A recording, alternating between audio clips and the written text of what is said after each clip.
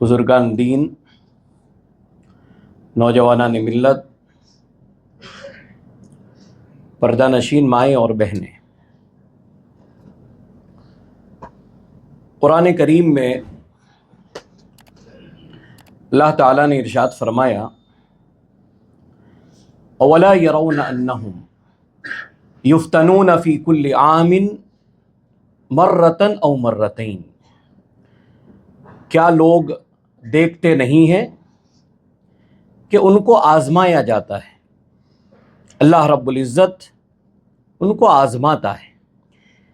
فی کل عام مرتن او مرتین، سال میں ایک مرتبہ، سال میں کبھی 2 مرتبہ۔ بندوں کی رب کی طرف سے آزمائش ہوتی ہے، اللہ آزماتا ہے، مختلف مصیبتیں بندوں پر آتی ہے، مختلف تکلیفوں سے، پریشانیوں سے بندوں کو گزرنا پڑتا ہے۔ کہا سال میں ایسا کبھی 1 بار ہوتا ہے، کبھی 2 بار ہوتا ہے۔ کہا تم پر یہ مصیبتیں جو آ رہی، تم جو آزمائے جا رہے ہو، تکلیف کے دور سے جو تم گزر رہے ہو، کہا اس کے باوجود بھی ثم لا یتوبون، کہ کیا ہے کہ تم توبہ بھی نہیں کرتے ہو۔ انسان کے حالات بد سے بدتر ہوتے جائے، انسان پریشانیوں کا شکار ہو جائے اور پھر بھی اسے توبہ کی توفیق نہ ملے، وہ توبہ نہ کرے، اپنے رب کو منائے نہ، تو اسے سوچنا چاہیے کہ ایک طرف انسان گناہ کر رہا ہے، اللہ رب العزت اس بندے کو آزما رہا ہے، کہ ہونا یہ چاہیے کہ انسان ان مصیبتوں سے نکلنے کے لیے اپنے رب کو منائے، اپنے گناہوں کی معافی مانگے، توبہ کر لے۔ کہا کیا ہو گیا ان لوگوں کو؟ کہا یہ سب ہونے کے بعد بھی توبہ نہیں کر رہے ہیں۔ دوسری بات اللہ نے بیان فرمائی وَلَا هُمْ يَذَّكَّرُونَ، اور نہ ہی یہ لوگ نصیحت حاصل کرتے ہیں، کہ انسان کے جب برے حالات ہو، انسان جب تکلیفوں سے گزرتا ہو، تو پھر اس کو تو اس سے کچھ سیکھنا چاہیے کہ آج میں ان حالات سے گزر رہا ہوں اور اب میں ان پریشانیوں میں ہوں، دکھوں میں ہوں، مختلف عذابوں سے اور مختلف اس سے مجھے آزمائے جا رہا ہے، تو پھر مجھے نصیحت حاصل کرنی چاہیے، کوئی عبرت حاصل کرنا چاہیے، تاکہ مستقبل میں ایسا نہ ہو کہ مجھے ان حالات سے گزرنا پڑے، ان تکلیفوں سے گزرنا پڑے۔ عرض کرنا یہ چاہتا ہوں کہ اللہ تعالیٰ نے قرآن کریم میں مختلف مقامات پر اس بات کا اللہ نے ذکر کیا ہے کہ اگر اللہ چاہے تو اپنے بندوں کو ان کے جو گناہ ہیں اور جس طریقے سے بندے اس دنیا میں رب کی نافرمانیاں کر رہے ہیں، اللہ چاہے تو ان کو دنیا ہی میں عذاب دے دیں ابھی، اور اس کے بعد وہ عذاب کا مزہ یہیں پر چکھ لیں، ان کو مصیبتوں سے یہیں گزرنا پڑے۔ اللہ چاہے فوراً گرفتار کر سکتا ہے، اللہ چاہے فوراً ان پر اپنا عذاب مسلط کر سکتا ہے، لیکن اللہ تعالیٰ ڈھیل دیتا ہے، چھوٹ دیتا ہے، مہلت دیتا ہے کہ شاید میرے بندے رجوع کر لے، منا لے۔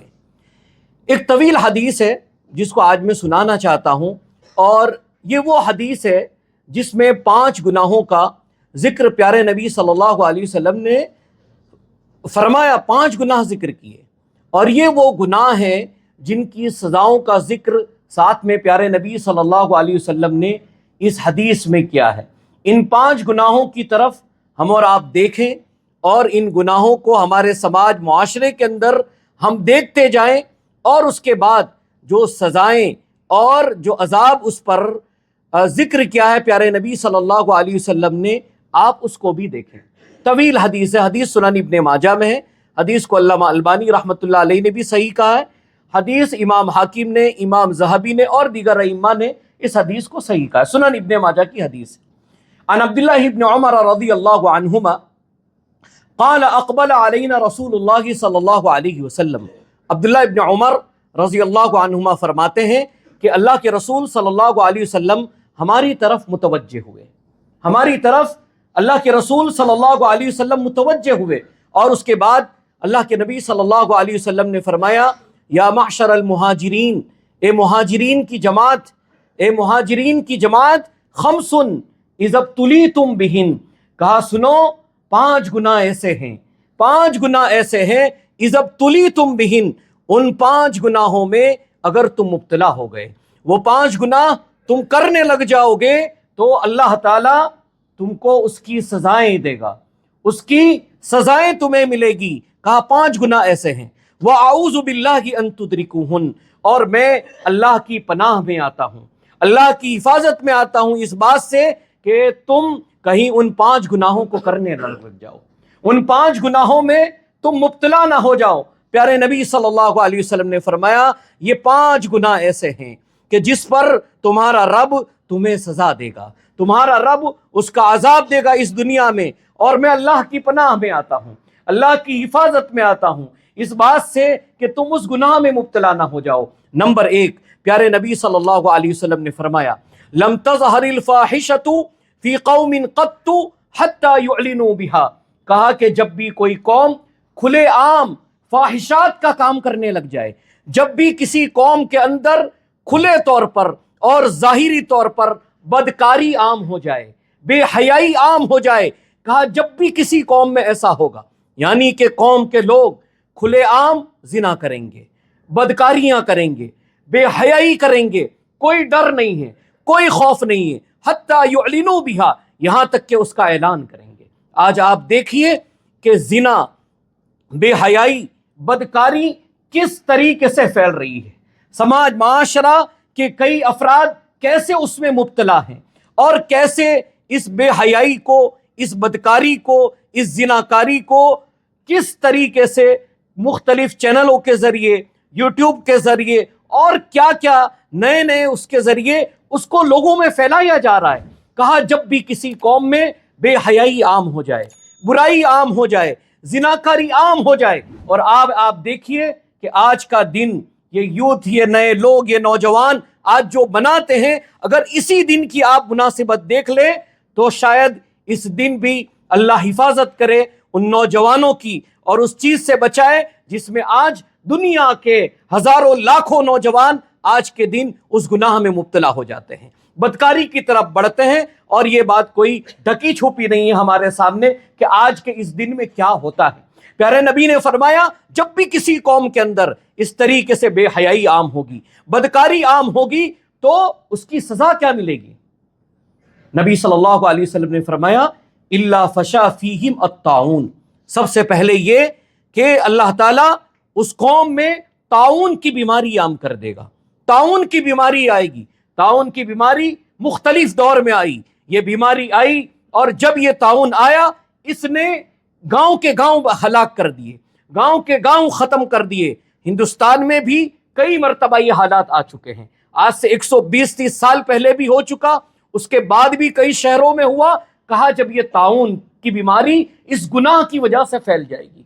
दूसरी बात जो प्यारे नबी सल्लल्लाहु अलैहि वसल्लम ने बयान फरमाई और दूसरा गुनाह जो जिक्र किया उस पर गौर करना चाहिए। क्या फरमाया, वल औजाउल्लती लम तकुन मज़द फी अस्लाफिहिम अल्लज़ीना मज़ौ, और कहा कि अल्लाह ताला ऐसी बीमारियों में लोगों को मुब्तला कर देगा, ऐसी बीमारियां वजूद में आएगी, ऐसी बीमारियां आएगी, कहा वो बीमारियां कभी उनसे पहले गुजरे हुए लोगों में वो बीमारियां आई ही ना होगी, कभी पुराने लोगों ने उन बीमारियों के नाम ही नहीं सुने होंगे। यानी कि ये कौम जो इस तरीके से बेहयाई और बदकारियां करेगी, कहा वो नई नई बीमारियों का सामना करेगी, और वो बीमारियां ऐसी होगी कि वो बीमारियां उनके गुजरे हुए लोग, उनके बाप दादाओं ने और उससे पहले लोगों ने उन बीमारियों के बारे में सुना भी नहीं होगा। हम और आप आज इस हदीस के अंदर इस बीमारी का जो जिक्र किया गया उसको आप देखें, रोज कोई ना कोई नई बीमारी है, कौम कोई ना कोई नई बीमारी में मुब्तला होती जा रही है। नई नई बीमारियों के नाम पर अल्लाह रब्बुल इज्जत अपना अजाब मुसल्लत कर रहा है। ये क्यों है? ये पहला गुनाह, कहा लम तज़हरिल फाहिशतु फी कौमिन कत्तु, कि हम लोग बेखौफ हो जाएं, निडर हो जाएं और खुलेआम जिनाकारी और बदकारी करने लग जाएं। इसका इंतहाई खतरनाक अंजाम है जो इस हदीस में जिक्र किया गया। दूसरा गुनाह जिस पर प्यारे नबी सल्लल्लाहु अलैहि वसल्लम ने फरमाया वो गुनाह क्या है? वलम यनकुसुल मिक्याल वल मीज़ान, कि लोग नाप तोल में कमी करेंगे। और जब हम नाप तोल में कमी की बात करते हैं तो इसका माना मफहूम भी समझना चाहिए। नाप तोल में कमी करना ये कितना बड़ा गुनाह है, और आज हम और आप नाप तोल में कैसे मुब्तला हो रहे हैं, अगर उसको देखना चाहिए। एक माना मतलब तो हम वो आम हैं जो हम समझते हैं कि हमने किसी से 1 किलो 5 किलो सामान लिया लेकिन उसने हमको कम दिया, 1 किलो लिया 900 ग्राम दे दिया, 5 किलो सामान मांगा उसने 4 किलो कुछ ग्राम दे दिया। एक नाप तोल में कमी ये है। दूसरी नाप तोल में कमी जिसमें हम और आप मुब्तला हैं मेरे भाइयों, वो विरासत का माल, विरासत का माल, मीरास का माल, जिसके हकदार हैं कि कोई शख्स मर गया तो उसके फला बेटे को इतना मिलेगा, फला बेटी को इतना मिलेगा। आज इसके अंदर भी कमी की जाती है, लोगों के हक बराबर नहीं अदा किए जाते। ये इसी हदीस में शामिल है, इसी चीज में शामिल है कि लोग हक बराबर अदा ना करें।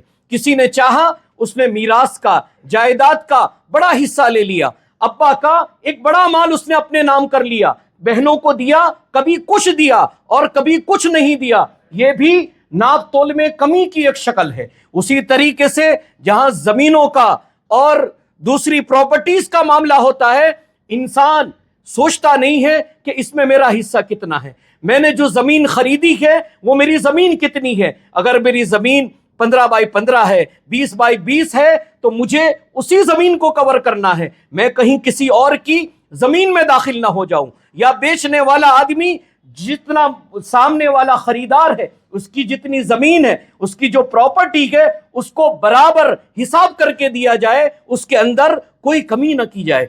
आज इसकी तफसील का वक्त नहीं है कि इस पर मुकम्मल बात की जाए, लेकिन प्यारे नबी ने फरमाया कि जब इस कौम के लोग और ये मुसलमान, ये लोग जब इस तरीके से नाप तोल में कमी करेंगे, हक बराबर अदा न करेंगे, तो उसका नतीजा क्या होगा? इल्ला उखिजू बिस्सिनीन। इस माली एतबार से हम जो गुनाह करते हैं तो अल्लाह ने जो गुनाह माल का हमने किया है उसकी सजा भी अल्लाह ने माली रखी। माल का जब हम गुनाह करेंगे तो उसकी सजा भी अल्लाह ने माली रखी। कहा पहला क्या होगा? इल्ला उखिजू बिस्सिनीन। कहा कहत साली आम हो जाएगी, कहत साली आम होगी, इंसान दुनिया में भूखमरी का शिकार होंगे। और याद रखिए कि अल्लाह का जब अजाब आता है तो जब बुरे लोग बढ़ जाएं तो उस अजाब के अंदर नेक लोग भी शामिल हो जाते हैं। ये और बात है कि नेक लोगों को उनके आमाल का जो बदला है वो अल्लाह ताला आखिरत में देकर रहेगा, लेकिन गुनाहों के असरात और गुनाहों की जो सजा मिलती है उसमें फिर नेक लोग भी आ जाते हैं। तो एक उखिजू बिस्सिनीन, कहत साली आम हो जाएगी। आप देखिए कि अनाज की पैदावार कम हो जाएगी, रोजी रोटी का मसला हो जाएगा, लोग परेशान हो जाएंगे। ये पहला मसला, कहत साली आम हो जाएगी, पहली सजा। दूसरी सजा प्यारे नबी ने फरमाई वो शिद्दतिल मऊना। शिद्दतिल मऊना मतलब माशी मसाइल, रोजगार के मसाइल पैदा होंगे, इंसान रोजी रोटी के लिए परेशान होगा। शिद्दतिल मऊना का दूसरा माना जो अहले इल्म ने बयान किया वह है गलाउस सिर, के कीमतें बढ़ जाएगी, महंगाई बढ़ जाएगी। जब इंसान नापतोल में कमी करने लगेगा, माली मामलात के अंदर जब इंसान चोरी करने लगता है, तो कहा इस तरफ तुम एक तरफ हराम का माल जमा करते हो, दूसरी तरफ अल्लाह ताला क्या करेगा? महंगाई बढ़ा देगा, महंगाई हो जाएगी, कीमतें बढ़ती जाएगी, इंसान महंगाई का शिकार होगा, रिस्क की तंगी का शिकार होगा। कहा वशिद्दतिल मऊना। हम और आप आज देखिए हर इंसान कहता है अरे अभी तो इतने में मिलता था, आज कीमत इतनी बढ़ गई। पहले हम 10,000 कमाते थे तो घर आराम से चल जाता था, आज 1 लाख रुपया भी कमा लेते हैं लेकिन सुकून नहीं है, घर बार ठीक ठाक नहीं चलता है, पैसा कहां आया कहां चला गया कहते पता नहीं चलता है। प्यारे नबी ने कहा यह माल की वजह से। माल की तीसरी सजा, जो माल में हम नापतोल में कमी करते हैं उसकी तीसरी सजा क्या देगा? अल्लाह ताला, अल्लाह के नबी सल्लल्लाहु अलैहि वसल्लम फरमाते हैं वो जौरी सुल्तानी अलैहिम, और तुम्हारे ऊपर जालिम हुक्मरान तुम जुल्म करेगा।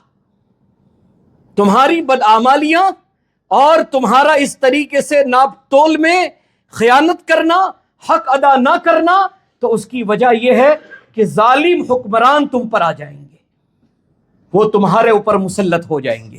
اس کی تفصیل میں زیادہ جانا نہیں چاہتا ہوں، ہم اور آپ اس چیز کو سمجھ سکتے ہیں کہ کیا ہوگا۔ آج وہی مسلمان ہیں، ان کے ذہنوں میں یہ بات ہے کہ فلاں کے آنے سے، فلاں کے جانے سے اچھے دن آئیں گے۔ ارے میرے بھائی، کسی کے آنے سے اور کسی کے جانے سے اچھے دن نہیں آئیں گے، اچھے دن ہمارے اعمال سے آئیں گے، رب کو منانے سے آئیں گے۔ ہم اور آپ یہاں بیٹھے ہیں کہ ہماری یہ پریشانی دور ہو جائے، اچھے دن آ جائے، ارے میرے مارکیٹ کا اور اچھا یہ ہوگا، اور سیر بڑھ جائے گا، فلاں ہوگا، یہ ہوگا، یہ آئے گا۔ یہ سب چیزیں ہم جو سوچتے ہیں ایسے نہیں ہوگی میرے بھائیوں، ایسے نہیں ہوگی۔ ہمیں اپنے آپ کو بدلنا ہوگا، ہمیں خود اپنی اصلاح کرنی ہوگی۔ پیارے نبی نے کہا ظالم حکمران تم پر آئے گا اور وہ تمہارے اوپر ظلم کرے گا۔ تیسرا گناہ جو اس حدیث میں پیارے نبی صلی اللہ علیہ وسلم نے ذکر فرمایا، وَلَمْ يَمْنَعُوا زَكَاةَ أَمْوَالِهِمْ وَلَمْ يَمْنَعُوا زَكَاةَ أَمْوَالِهِمْ، کہ یہاں تک کہ لوگ اپنی زکوٰۃ کو روک لیں گے۔ زکوٰۃ کو روک لینا، زکوٰۃ کو ادا نہ کرنا، یہ ایک بہت بڑا مسئلہ ہے۔ وَلَمْ يَمْنَعُوا زَكَاةَ أَمْوَالِهِمْ إِلَّا مُنِعُوا الْقَطْرَ مِنَ السَّمَاءِ، پیارے نبی نے فرمایا کہ جب بھی کوئی قوم اپنی زکوٰۃ کو روک لے، زکوٰۃ کو صحیح طور پر ادا نہ کرے۔ ایک مسلمان آج سوچیں کہ اس کو اس کی زکوٰۃ کیسے ادا کرنی چاہیے۔ کیا ہم اور آپ واقعی ہمارا جو اپنا مال ہے اس میں ہم برابر زکوٰۃ ادا کرتے ہیں؟ کیا ہم علماء کرام کی رہنمائی لے کر ہم ان سے پوچھتے ہیں کہ ہمارے کن اموال میں زکوٰۃ ہے، کس میں زکوٰۃ نہیں ہے؟ کئی زکوٰۃ کے ایسے مسائل ہیں کہ جس سے ہم واقف نہیں ہیں، حالانکہ ہمارے اوپر زکوٰۃ بنتی ہے۔ جیسے کوئی انسان تجارت کی غرض سے، بزنس کی غرض سے کوئی مکان لے لیتا ہے، لیکن وہ مکان ابھی بکا نہیں ہے۔ مکان انسان نے لیا ہے رہنے کے لیے نہیں، تجارت کے لیے، بزنس کے لیے، یا کوئی پراپرٹی لی ہے تجارت کے لیے، بزنس کے لیے، آپ نے اس کی زکوٰۃ آپ ادا نہیں کر رہے ہیں۔ آپ یہ سمجھ رہے ہیں کہ میں نے مکان لیا ہے، حالانکہ شرعی لحاظ سے انسان کو دیکھنا ہے یہ مکان میں نے لیا، تجارت کی غرض سے لیا، 1 سال گزر گیا، اب وہ مکان تو میں نے نہیں بیچا، وہ پراپرٹی میں نے نہیں بیچی، لیکن 1 سال گزر چکا ہے، اب اس پر یہ سوچنا ہے کہ اس کی ویلیو، جو موجودہ ویلیو ہے، اس کے حساب سے مجھے زکوٰۃ دینی ہے۔ اگر آج اس کی قیمت 50 لاکھ ہے تو ہم کو اس کی زکوٰۃ ادا کرنی ہوگی۔ کتنے لوگ ہیں جو اپنی صحیح طور پر زکوٰۃ ادا کرتے ہیں؟ کہا زکوٰۃ کا ادا نہ کرنا، وَلَمْ يَمْنَعُوا زَكَاةَ أَمْوَالِهِمْ، لوگ اپنی زکوٰۃ کو روک لیں گے یا زکوٰۃ دیں گے ٹھیک سے نہیں دیں گے، تو اس کا نتیجہ کیا ہوگا؟ إِلَّا مُنِعُوا الْقَطْرَ مِنَ السَّمَاءِ، اللہ تعالیٰ آسمان سے بارش کو روک لے گا۔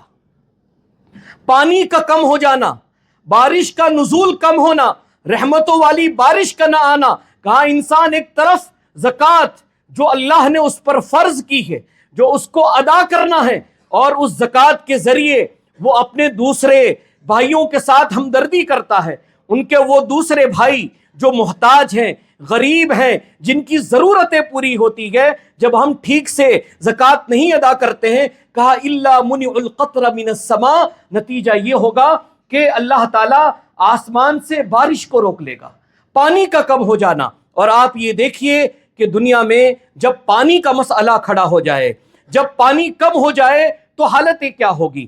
پانی ہر چیز سے جڑا ہے، انسان کی اپنی زندگی سے بھی پانی جڑا ہے، انسان کے اپنے کاروبار سے بھی جڑا ہے۔ دنیا میں بڑی بڑی فیکٹریاں، کمپنیاں، ان کے پروڈکٹ، یہ سب پانی سے جڑے ہوئے ہیں، پانی سے ہیں۔ اللہ اگر پانی ہی روک لے، پانی کا نزول ہی نہ ہو، تو پھر یہ انسان کہاں جائے گا؟ کیسے اس کی زندگی گزرے گی؟ اس لیے زکوٰۃ کو صحیح طور پر ادا کرے۔ وَلَمْ يَمْنَعُوا زَكَاةَ أَمْوَالِهِمْ إِلَّا مُنِعُوا الْقَطْرَ مِنَ السَّمَاءِ، لیکن آگے پیارے نبی نے ایک بات اور بیان فرمائی، وَلَوْلَا الْبَهَائِمُ لَمْ يُمْطَرُوا، لیکن یہ ہے کہ اگر یہ جانور نہ ہوتے تو اللہ تعالیٰ بارش نازل نہیں فرماتا۔ کہا اس زمین پر یہ انسانوں صرف تم نہیں بستے ہو، تمہارے علاوہ دوسری مخلوقات بھی ہے، یہ جانور بھی بستے ہیں، یہ مخلوق جو بول نہیں سکتی ہے یہ بھی بستی ہے یہاں پر۔ اللہ ان کو دیکھتے ہوئے اور ان جانوروں پر رحم کرتے ہوئے اللہ تعالیٰ وہ بارشوں کا نزول کر رہا ہے کہ گناہ تو تم کر رہے ہو لیکن کہیں اس کے چپیٹ میں یہ بیچارے جانور نہ آ جائیں. وَلَوْلَا الْبَهَائِمُ لَمْ يُمْطَرُوا، کہا اگر یہ جانور نہ ہوتے تو بالکل بارش ہی نہ برساتا، اللہ تعالیٰ بالکل پانی کو روک دیتا. چوتھا گناہ میرے بھائیوں جو اس حدیث میں ذکر کیا گیا، وَلَمْ يَنْقُضُوا عَهْدَ اللَّهِ وَعَهْدَ رَسُولِهِ، اور چوتھا گناہ یہ ہے کہ اللہ اور اس کے رسول سے کیا ہوا عہد تم توڑ دو. عہد یعنی کہ وعدہ. ایک مسلمان کا اپنے رب کے ساتھ عہد کیا ہے؟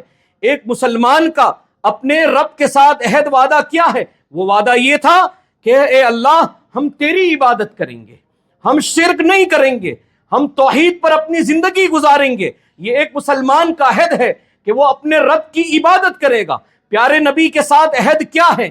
پیارے نبی کے ساتھ وعدہ کیا ہے کہ اے نبی صلی اللہ علیہ وسلم قدم قدم پر ہم آپ کی اتباع کریں گے، آپ کی اطاعت کریں گے، آپ کی فرما برداری میں اپنی زندگی گزاریں گے. جیسے پیارے نبی آپ نے کہا ویسے ہم زندگی جئیں گے. وما آتاکم الرسول فخذوہ وما نہاکم عنہ فانتہوا، جو پیارے رسول دے وہ لے لو، جیسے کہے پیارے نبی ویسے آپ کیجئے، اور جیسے پیارے نبی روک دے کہے یہ نہیں کرنا ہے آپ وہ مت کیجئے. جو نبی نے کہا وہ کیجئے، جس سے نبی نے روکا وہ مت کیجئے. ہمارا عہد تھا ہم اللہ کی عبادت کریں گے، ہمارا عہد تھا کہ ہم پیارے نبی کی اطاعت کریں گے. لیکن جب ہم نے ان دونوں کو توڑ دیا، ہم نے اپنے رب کی نافرمانی کی، ہم نے اپنے رب کی عبادت نہیں کی، اور ہم اپنے پیارے نبی صلی اللہ علیہ وسلم کے راستے پر نہیں چلے، تو اس کا نتیجہ کیا ہوا کہ پیارے نبی فرماتے ہیں جب تم ایسا کرو گے الا سلط اللہ علیہم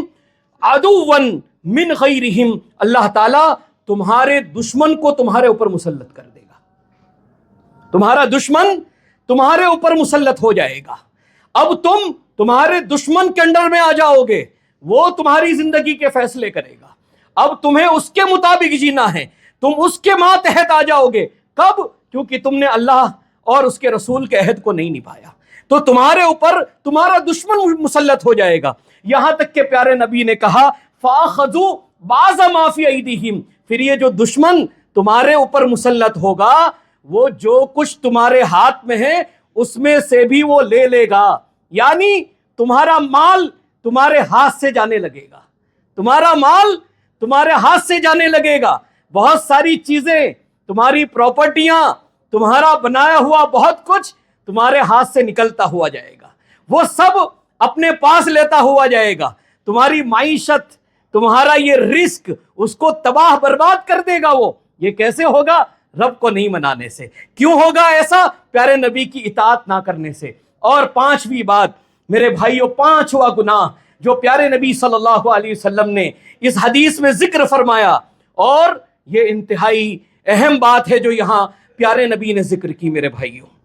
کیا فرمایا؟ وَمَا لَمْ تَحْكُمْ أَئِمَّتُهُمْ بِكِتَابِ اللَّهِ وَيَتَخَيَّرُوا مِمَّا أَنزَلَ اللَّهِ. پانچواں گناہ یہ ہے کہ جب تمہارے ائمہ، تمہارے علماء، تمہارے سردار، تمہارے ذمہ داران جب فیصلہ نہیں کریں گے، کیسے؟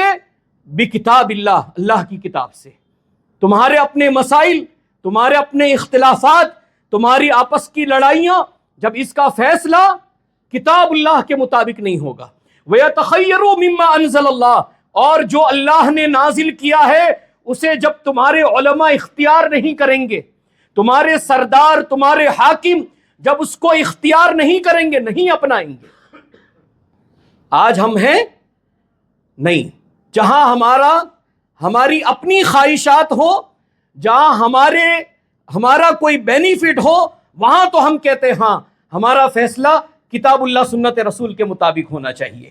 ہمارا حصہ کہیں لگتا ہوگا تو ہم چلے جائیں گے، ہاں ہمارا کتنا لگتا ہے. جہاں ہمیں لینا پڑ جائے وہاں ہم قرآن و حدیث کے پابند ہیں، ہاں بالکل ایسا فیصلہ کیجئے. لیکن جب بات دینے کی آ جائے کہ اس میں سے کسی کا حصہ نکلے گا، پھر کتاب اللہ سنت رسول پیچھے.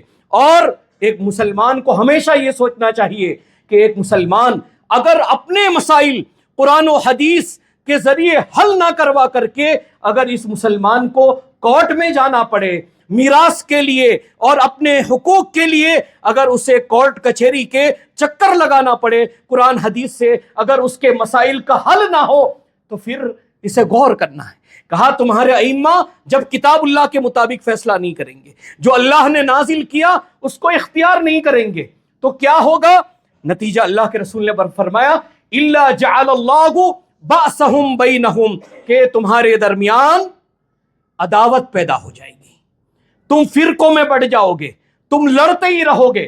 آج ہم کہتے ہیں کہ مسلمان ایک نہیں ہے، مسلمانوں میں مختلف فرقے ہیں۔ یہ تو پیارے نبی نے کہا کہ تمہارے مسائل کا حل کتاب اللہ اور سنت رسول میں ہے۔ جب کتاب اللہ اور سنت رسول پر ہمارا عمل ہی نہیں ہے، ہم اپنی زندگی کے فیصلے قرآن اور حدیث کے مطابق نہ کرتے ہیں، اور نہ ہی وہ لوگ جو قرآن و حدیث کے مطابق فیصلہ کرنے والے ہیں، نہ ہی ہم ان کے پاس جاتے ہیں اور اپنا فیصلہ کرواتے ہیں، تو پھر اختلاف بڑھتا رہے گا۔ یاد رکھیے پوری دنیا کے اندر کبھی بھی مسلمان ایک نہیں ہو سکتا، متحد نہیں ہو سکتا اس وقت تک جب تک کہ اس کے فیصلے کتاب اللہ اور سنت رسول کے مطابق نہ ہو۔ ہماری زندگی میں کتاب اللہ اور سنت رسول کے مطابق اگر فیصلے نہیں ہوں گے، اس کے مطابق ہم زندگی نہیں گزاریں گے، تو ہم کو لڑتے ہی رہنا ہے۔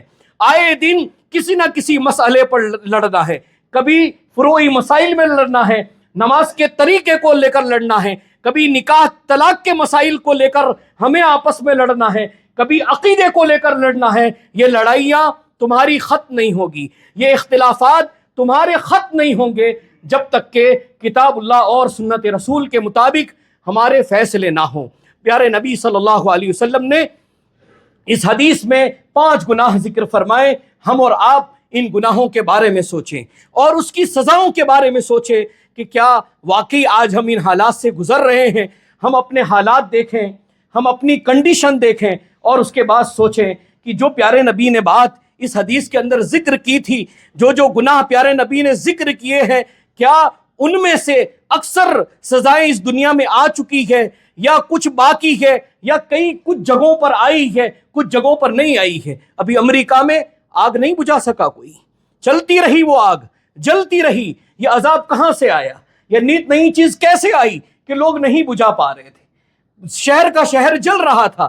انسان سوچے، یہ تکلیفیں، یہ مصیبتیں، یہ عذاب ہمیں سکھانے کے لیے آتا ہے کہ ہم سدھر جائیں۔ یہ برے حالات ہیں، ہمیں سدھارنے کے لیے ہے کہ اب بدل جاؤ، گناہوں کی زندگی چھوڑ دو، توبہ کر لو، معافی کر لو، معافی مانگ لو، اپنے رب کو منا لو، اور ان برے حالات سے کچھ سیکھ لو، نصیحت حاصل کر لو۔ اللہ تعالیٰ سے دعا ہے کہ اللہ تعالیٰ جب تک ہمیں زندہ رکھے، کتاب و سنت پر عمل کرنے والا بنا کر کے زندہ رکھے۔ اللہ رب العزت جو بیمار ہیں ان کو شفا عطا فرمائے۔ اللہ تعالیٰ جو مال کے اعتبار سے پریشان ہیں ان کی مالی پریشانیاں دور فرمائیں۔ اللہ رب العزت جو ہمارے بھائی صحیح راستے سے ہٹے ہوئے ہیں، اللہ تعالیٰ ان کو سیدھے راستے پر لے آئے، ان کو ہدایت عطا فرمائے۔ اللہ تعالیٰ ہمیں عمل کرنے والا بنائے، توبہ کرنے والا بنائے، استغفار کرنے والا بنائے، جب تک زندہ رکھے، ایمان کے ساتھ زندہ رکھے، خاتمہ بھی ایمان کی حالت میں ہو۔ اقول قولی ھذا استغفر اللہ لی ولکم